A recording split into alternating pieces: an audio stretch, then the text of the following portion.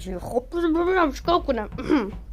چه رنگم گرفته؟ کی رنگم نارنجی کرده؟ خدا این پوستر شده داداش سبزه. وایسا حاجی وایسا داداش وایسا. ای بابا وایسا بخوام با صحبت کنم.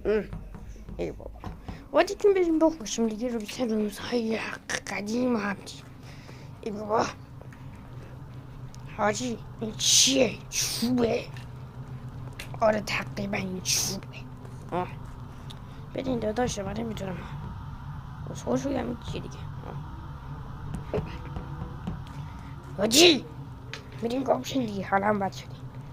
من تنها گوشتم خدافظ. بودی دیوار